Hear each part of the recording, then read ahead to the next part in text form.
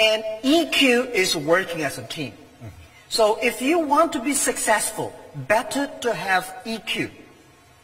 When you have a high EQ, people love to work with you. But if you have a terrible IQ, you will lose quickly. Because you are so stupid, you don't know how to, right? But you'll get along with each other, but you're so stupid you'll fail. That's right, because a lot of people succeed because of luck. Believe it or not, a lot of people, because I think I'm lucky enough, for the past 20 years as a teacher, I work and make a lot of mistakes and change, improving and correcting mistakes. I survive. I don't think I'll be lucky enough because my IQ can never compare with my colleagues. They're much smarter. IQ can make you lose slowly. EQ can make you find good people working with the people.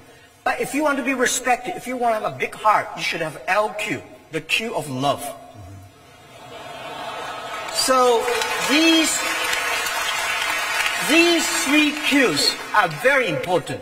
You should have the Q of love, care others. You should have the EQ, work with the others. You should have IQ, you know what you are doing. Based on that, and then giving times, things will happen. So, Jack, earlier today you told me that, the greatest soldiers are fearful. Entrepreneurs have no fear. What did you mean by that? Well, entrepreneurs, we never fear. Generals, soldiers fear because there's a war they kill. Business is not about killing. Competition it's a fun part of the business. We say, entrepreneurs, we don't cry, we make our competitors cry. Right? It's wisdom. It's not about killing. If you try to killing all the competitors, you're a professional killer. You are not an entrepreneur. Entrepreneur is that you improve by how can you make your better services by competition. And I think today politicians fear and a lot of people fear, right? As I said to the Director General of the WTO, when you put 200 ministers in one room, try to agree on something, it's almost impossible. But if you put 200 business people in one room, we can work out something. And we never fear because we can always work out something.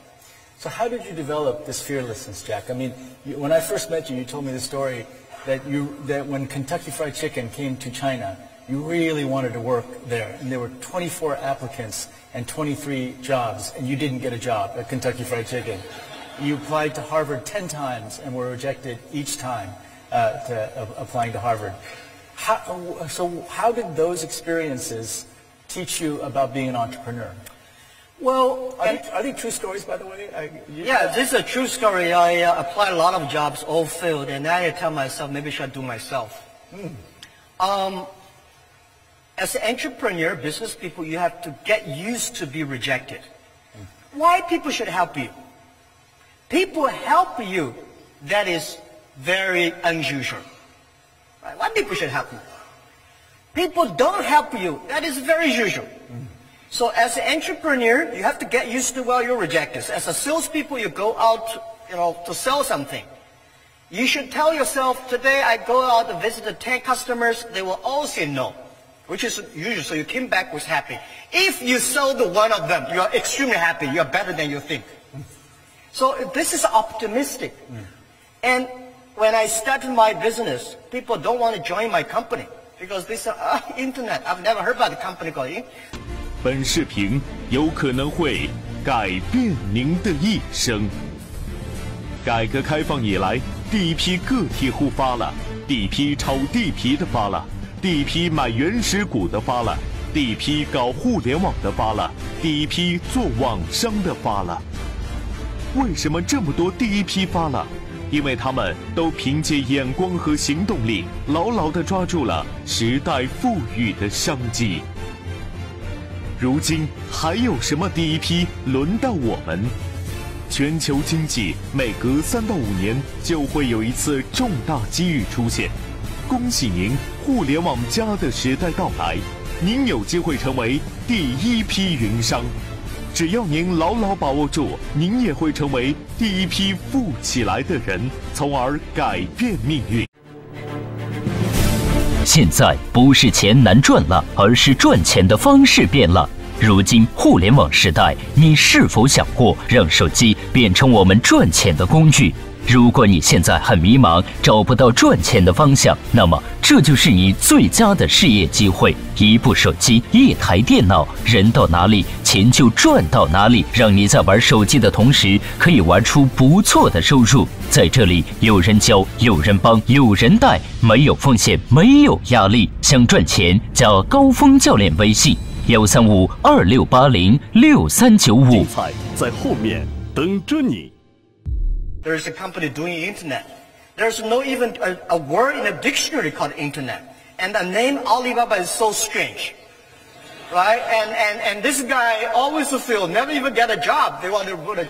So I said, guys, I tell to their wife, their parents, their husband, people who join my company, our company, I'm sure no policeman will knock our door because we do criminal things.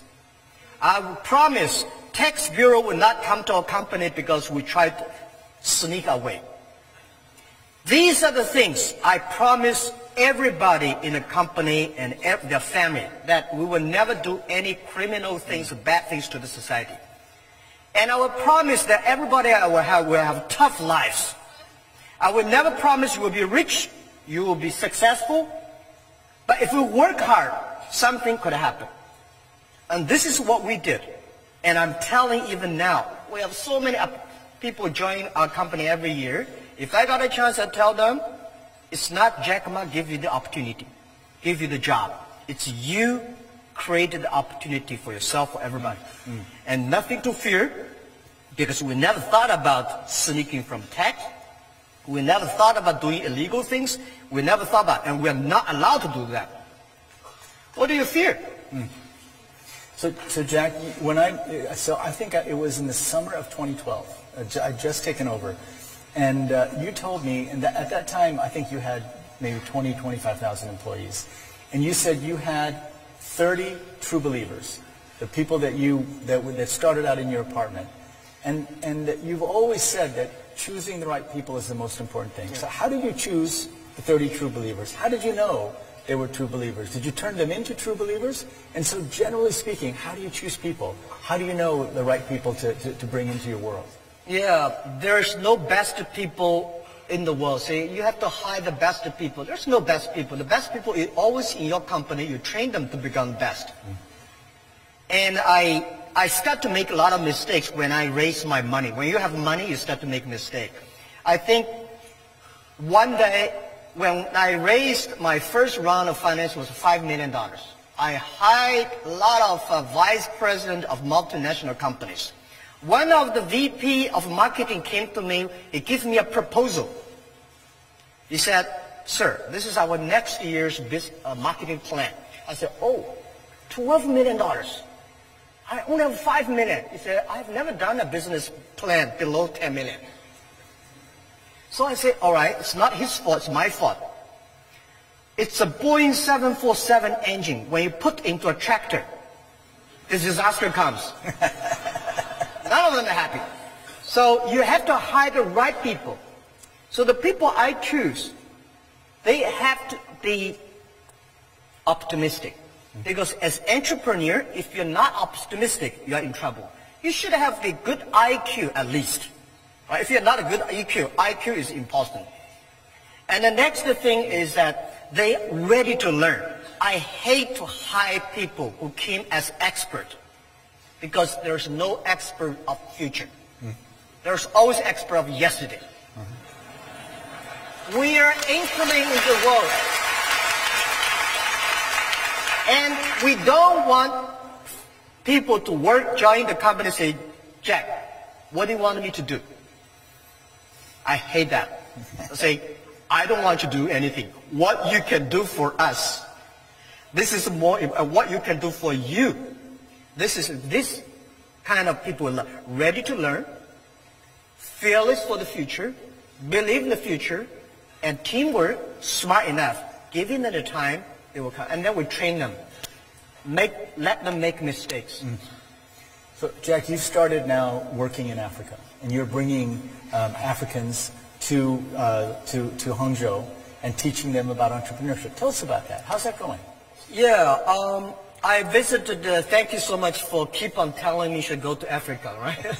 6 years. 6 years. 6 years. So since last year, I visited the first trip to Africa, because before I went to Africa, I had poor, disorder, all these things. When I visited Africa, I was amazed. Young, energetic, African people are fearless, right? Today, in the world full of fear, any country you go, people worry. But in Africa, young people say, yeah, no, we want to change, we want to do. And they're young and energetic. There are so many things. And the good thing is, not like China, we're polluted. They are so clean air. But people say, what can we do? So we think there's a great opportunity in Africa for the internet. Right? The internet infrastructure is bad, no logistic, no electronic payment. But the potential there, the mobile phone coverage is good, and the government want to change, young people want to change. So we invited, we decided to invite 1,000 entrepreneurs in the next 5 years come to Hangzhou to 10 days training. We tell them what happened. We take them to the rural areas of China, how we help the farmers, how we make the logistics from zero, how we make the payment. After 10 days, these guys full of energy, they all rush back to the Africa. We're on the mobile phone every day. You see these people. They think, yes, now we know what should we do. We should learn from China, but never become China next year. Maybe 10, 15 years later, there will be a lot of Jack Ma's, a lot of Alibabas, a lot of Alipays in Africa. So I think this is I feel excited about. This is something I can do much better in my life, in the rest of my life, than be the chairman CEO of Alibaba.